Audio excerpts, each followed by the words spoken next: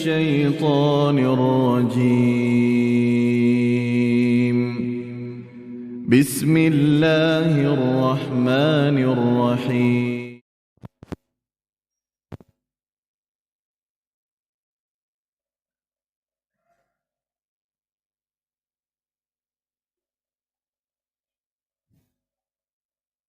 Assalamualaikum warahmatullahi wabarakatuh. Innal hamdalillah nahmaduhu wa nasta'inu wa nastaghfiruh wa na'udzu billahi min syururi anfusina wa min sayyiati a'malina. May yahdihillahu fala mudhillalah wa may yudlil fala hadiyalah. Asyhadu an la ilaha illallah wahdahu la syarikalah wa asyhadu anna Muhammadan abduhu wa rasuluh la nabiyya ba'dah. Allahumma salli ala Muhammad wa ala alihi wa sahbihi wa mawala. Qala ta'ala a'udzu billahi minasy syaithanir rajim. Bismillahirrahmanirrahim. Ya ayyuhallazina amanu taqullaha wa qulu qawlan sadida yuslih lakum a'malakum wa yaghfir lakum dzunubakum wa may yuti'illah wa rasulahu faqad faza fawzan 'azima. Qulil mu'minina yaghuddu min absarihim wa yahfazu furujahum zalika azka lahum innallaha khabirum bima yasnaun. Wa kullil mu'minati yaghdud min absarihin wa yahfazna furujahun wala yubdina zinatahunna illa ma zahara minha. Bapak Ibu jamaah salat subuh Masjid Raya yang dimuliakan Allah, marilah kita tak hentinya untuk bersyukur kehadiran Allah Subhanahu wa Ta'ala atas segala rahman dan rahimnya Allah. Dengan nikmat Allah kita masih diberikan kesempatan, kesehatan untuk bisa beraktivitas sekaligus dapat beribadah dengan melibatkan Allah, dengan mengikut sertakan Allah dalam segala aktivitas kehidupan kita, agar kita senantiasa berada dalam lindungan Allah Subhanahu wa Ta'ala. Salawat dan salam senantiasa tercurah untuk Nabi kita, Nabi Muhammad sallallahu alaihi wasallam, yang telah mengajarkan kepada kita dinul Islam, agama Islam, sehingga kita mampu diantarkan menjadi orang-orang yang bahagia hidupnya di dunia maupun di akhirat kelak. Amin. Bapak Ibu yang dirahmati Allah, adapun tema kita pada pagi hari ini adalah aurat perempuan terlihat sedikit ketika sholat.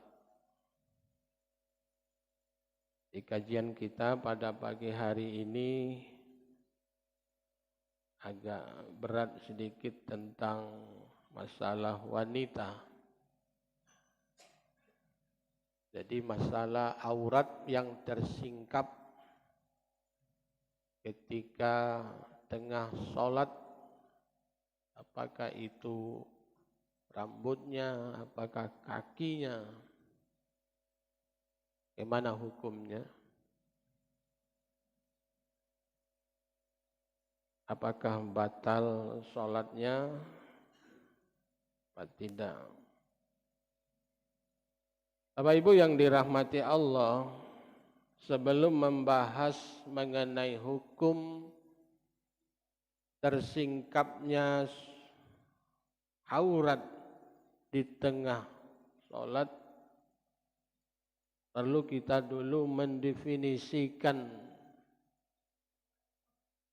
aurat muslimah dalam syariat Islam. Di dalam Al-Quran surat An-Nur ayat 30, 31 dan surat Al-Ahzab ayat 50.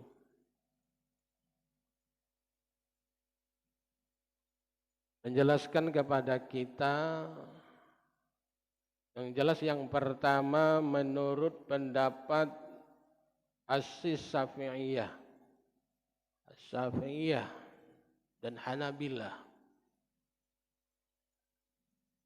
dia berpendapat bahwa seluruh tubuh wanita itu adalah aurat. Mulai dari ujung rambut sampai ujung kaki adalah aurat.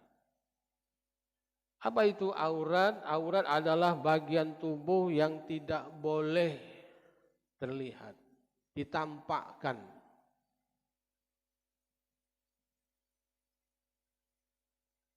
Berdasarkan firman Allah surat An-Nur di penggalan ayat 31, yaitu wala yubdi nazinatahunna, dan janganlah engkau atau mereka menampakkan perhiasannya. Itulah aurat. Di dalam ayat ini menurut kelompok Syafi'iyah dan Hanabilah atau Hanbali sangat tegas melarang menampakkan perhiasannya.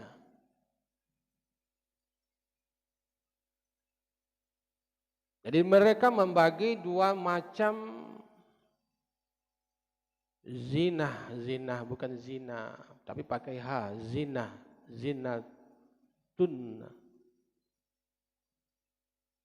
Sama dengan artinya perhiasan. Dia membagi dua macam bentuk perhiasan.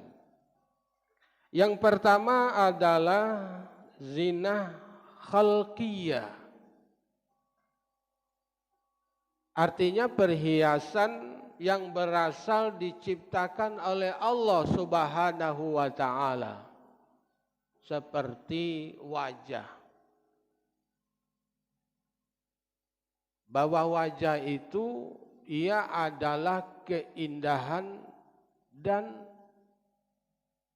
bisa mendatangkan fitnah. Disinilah mungkin barangkali kenapa ada cadar itu. Jadi kalau ada orang bercadar jangan cak ninja macam-macam. Ini kita mungkin kepada pahamnya Syafi'iyah. Jadi dia mengatakan bahwa ciptaan Allah itu termasuk wajah. Wajah itu kan merupakan keindahan seseorang wanita. Dicantik belagaknya betino itu tidak dijengok dari belakangnya, tapi dari wajahnya. Jadi kalau wajahnya itu sampai mendatangkan atau sumber fitnah, nah itu makanya bertutup. Pakai cadar nampak hanya,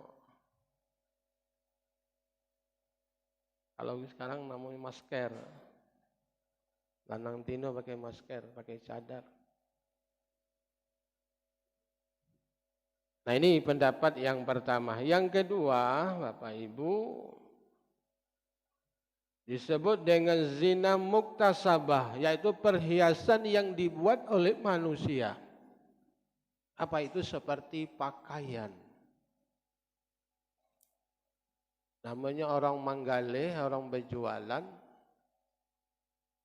Bagaimana cara dia bisa berjualannya laris manis? Perlu diperhatikan pakaian.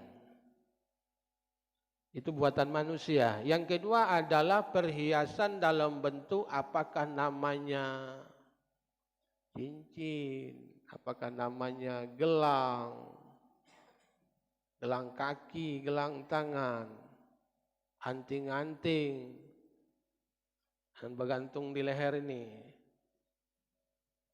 Lalu itu buatan manusia. Termasuk adalah pupur. Apa itu pupur? Cat muka. Ini perlu diperhatikan. Apalagi waktu-waktu bagi keundangan atau ngantenan. Ya, lapisan bedaknya 5 lapis. Abang Bibo ya. Apalagi sulam alis. Kalau belum atau alisnya ini tak ganti disulam, ditanam. Itu bahaya juga menurut agama itu. Kalau ada ustaz basulam alis lah, bahaya ustaz. Ada lagi bulu matanya ini. Kan dilem nih Pak, apa? Pucuk bawah. Tak mensyukuri dari nikmat Allah. Dan ini kalau satu segi itu bisnisnya orang pelaminan, salon. Jadi kalau kita arahkan ke sini bahwa aurat wanita itu adalah seluruh tubuhnya. Apalagi wanita-wanita yang ditinggalkan oleh istrinya selama 4 bulan 10 hari tidak boleh bercolek. Tidak boleh kemana-mana. Ini baru lakinya meninggal seminggu. Kemana-mana. Ikuti aturan agama. Baca, pahami. Yang cari hidup Pak. Cari makan. Nak hidupi anak. Dan nak makan kami. Itu alasan. Tetapi setidak-tidaknya kita memperhatikan rambu-rambu. Ya. Kalau lewat dari 4 bulan 10 hari, ya silakan saja kita ini untuk mencari nafkah, untuk menghidupi anak, atau mencari yang baru. Di Pak Guntur itu. Di selama 4 bulan 10 hari itu tidak boleh. Dari pihak keluarganya harus membantu untuk mencukupi kebutuhannya. Supaya mereka jangan keluar dari rumah mereka. Ini kadang-kadang kalau kita perhatikan, jadi tidak ada perhatian dari keluarga. Ya, cari-carilah dewe, nak makan-makanlah dewe. Ini menjadi perhatian kita ke depan. Jadi bersolek itu diperhatikan bagi ibu-ibu. Sebenarnya bersolek itu seharusnya untuk suami, bukan untuk orang lain. Ya, yang perlu kita perhatikan. Sebab istri kita adalah perempuan. Umak kita perempuan. Ada anak gadis kita. Kakak kita. Nah ini Pak. Semuanya menjadi perhatian kita. Jadi pendapat Syafi'iyah ini mengatakan bahwa perhiasan buatan manusia itu baik berupa baju, pakaian. Di sini tidak menghendapi walaupun pakaian itu menutup seluruh tubuh, tetapi pakaiannya terawang. Tahu terawang Pak? Jenggon isi dalamnya. Sama cak pakai ordeng kan, ordeng sekarang ini kan canggih 2 lapis. Nah, terawang. Inilah yang dikatakan oleh Nabi, babaju tapi telanjang. Maka Nabi mengatakan orang yang seperti ini nanti tidak akan masuk surga. Dan juga tidak akan mendapatkan baunya surga. Nah, ini memang berat, Pak. Bapak Ibu yang dirahmati Allah, jadi menurut pendapat Syafi'iyah dan Hanabilah bahwa seluruh tubuh manusia, khususnya wanita itu adalah aurat.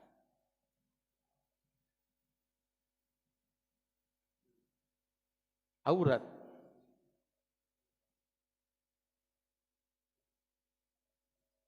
Tidak boleh dibuka-buka. Inilah mungkin barangkali saudara kita yang berpakaian ditutup galo-galo dari ujung rambut sampai ujung kakinya. Bahkan untuk selama-lamanya. Nah, kita tidak tahu itu. Apakah di rumahnya dia masih pakai tutup seluruhnya, kita tidak tahu. Apa di keluar rumah saja. Ini pendapat yang pertama, kenapa mereka menutup seluruh tubuhnya, termasuk wajah itu aurat. Ya, wajah aurat. Dua telapak tangan juga aurat. Nah, apa? Walaupun di dalam ayat melanjutkan tadi illa ma zohara minha. Ini ayat ini. Kecuali yang boleh tampak apa yang biasa yang terlihat. Seperti kata Rasulullah dijelaskan dalam hadisnya wajah dan dua telapak tangan. Tapi bagi orang yang memakai cadar tadi, termasuk telapak tangan pun adalah aurat. Apalagi punggung tangan. Aurat.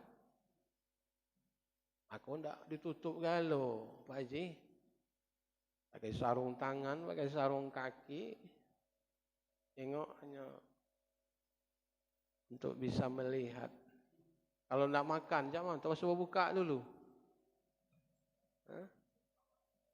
Itu yang pertama. Ya, pendapat Syafi'iyah dan Hanabilah. Dan juga dikuatkan oleh hadis Rasulullah SAW, yaitu hadis yang diriwayatkan oleh Ibnu Abbas menceritakan bahwa Nabi pernah membonceng ponakan yang bernama Fadil Ibnu Abbas. Pada suatu hari nazar dia memboncengi anak ini. Yang mana anak ini sudah menginjak balik dan berakal. Ketika dia memboncengi pada hari nahar itu, Rasulullah didatangi oleh seorang wanita untuk meminta fatwa kepada Rasulullah SAW. Nah, ketika wanita ini meminta fatwa kepada Rasulullah SAW, wanita ini jengok anak muda tadi, anak saling-saling jengokan, saling-saling pandang. Kemudian Rasulullah SAW memalingkan si anak ini pandangannya. Ini hadisnya sahih Bukhari Muslim. Jadi jengok laki-laki ke batino, batino juga lengok laki-laki. Rasulullah dalam hadis ini disuruh memalingkan pandangannya.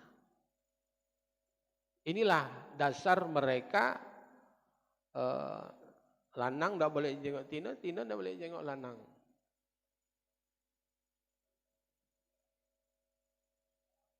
Jadi itulah artinya mungkin betino ini atau lanang ini berpingit baik di rumah.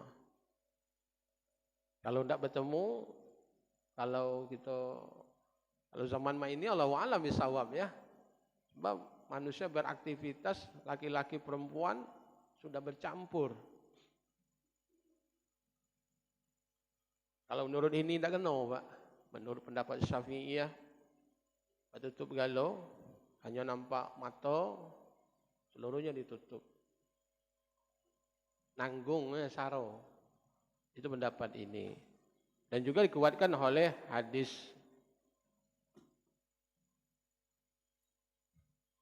Yang kedua, Bapak Ibu yang dirahmati Allah, menurut Imam Malik dan Abu Hanifah, dia berpendapat bahwa seluruh tubuh wanita itu adalah aurat, dilanjutkan dengan ayat tadi, illa ma zahara minha, kecuali yang boleh tampak kelihatan itu adalah wajah dan dua telapak tangan. Jadi hadis tadi, walaupun ada ayat yang dibacakan tadi, illa mazaraha minha, kecuali dia tampak tadi, menurut pendapat Imam Syafi'i tadi, kalau tidak sengaja, terbuka.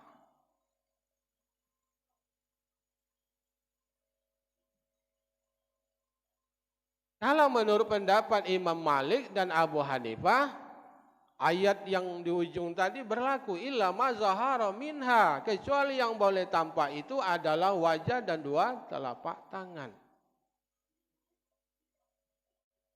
Ini Pak.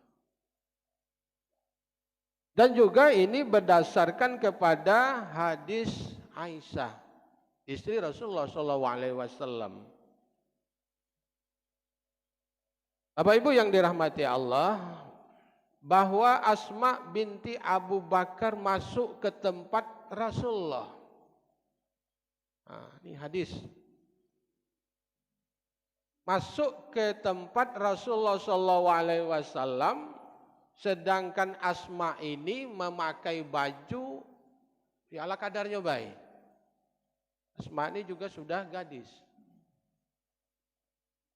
Apa kata Rasulullah SAW? Wahai Asma, bahwa sesungguhnya apabila wanita itu sudah mencapai haid, maka tidak boleh dilihat bagian tubuhnya, kecuali kata Rasulullah, illa haza wa haza, kecuali yang ini Rasulullah menunjukkan wajah dan dua telapak tangan. Ini alasan hadis berdasar dari Aisyah. Dan juga dikaitkan dengan ketika sholat dan ihram. Ketika sholat dan ihram, wajah harus terbuka dan dua telapak tangan. Ini menurut pendapat kelompok Imam Malik dan Abu Hanifah ini. Jadi makanya ada yang wajahnya yang ibu-ibu atau wanita itu yang terbuka, tidak pakai sarung tangan. Inilah dia. Menurut pendapat ini. Ya. Bukan aurat.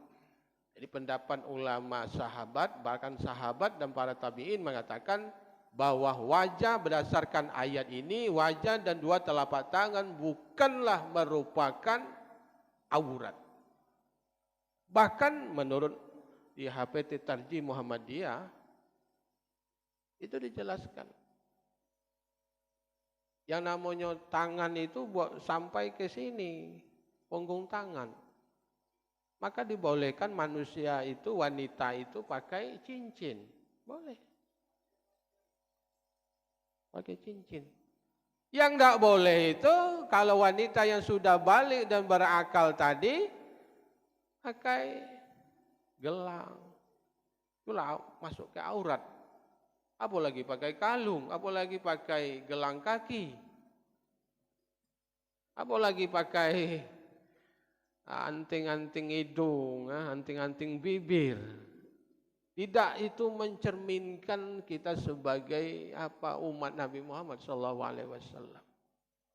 Kalau zaman dulu Pak, menentukan anak kita ini lanang tino itu, kalau tino pakai batindi. Kalau dulu Kita kan belum memahami ajaran Islam ini. Tapi sekarang dengan telah memahami ajaran Islam secara mendalam, tak perlu pakai bertindih lagi. Oh, kau ni betino nak pakai, harus ditindih dulu kuping enggak. Jadi betino itu boleh kalau pakai cincin. Cincin. Ya, karena di situ bukan termasuk aurat kalau menurut pendapat yang kedua ini.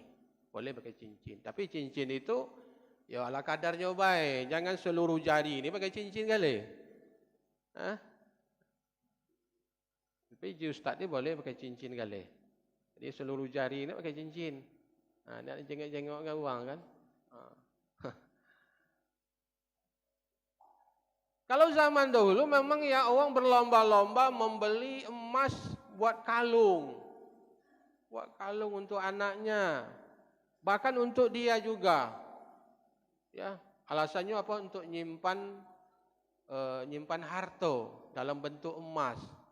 Buatlah kalung sebesar idak. Main kalung itu sebesar itu berat pula. Sehingga dia terbungkuk-bungkuk bawa kalung. Padahal kalung itu terletak di bagian aurat. Di bagian aurat. Walaupun zatnya kalung itu tidak haram kan? Wah, boleh gitu. Jadi Bapak Ibu yang dirahmati Allah, jadi pendapat yang pertama Syafi'i mengatakan bahwa seluruh tubuh wanita itu adalah aurat, tidak boleh terlihat ditampakkan perhiasannya, baik perhiasan ciptaan dari Allah, wajah, berarti dia tak perlu pakai lipstik lagi. Kau tutup galau kan? Tak perlu lipstik berpupur lagi. Apa lagi banting-anting tadi? Tak kejenguk anting-anting orang dah. Tak usah pakai masker lagi. Lah pakai masker kan? Sadar itu. Jadi satu sisi mungkin barangkali kita menghormati Bapak Ibu, uang cadar silakan saja. Itu menjadi pendapat Syafi'iyah dan pendapat dari Hambaliyah. Kalau menurut pendapat Imam Malik dan pendapat Abu Hanifah tadi, bahwa wajah dan dua telapak tangan bukanlah aurat berdasarkan ayat tadi, illa ma zahara minha, didukung oleh hadis tadi. Diuji Nabi kepada Asma tadi bahwa yang boleh tampak dari bagian tubuhmu itu adalah wajah dan dua telapak tangan. Tapi itu kaki ibu-ibu itu adalah aurat. Kaki aurat.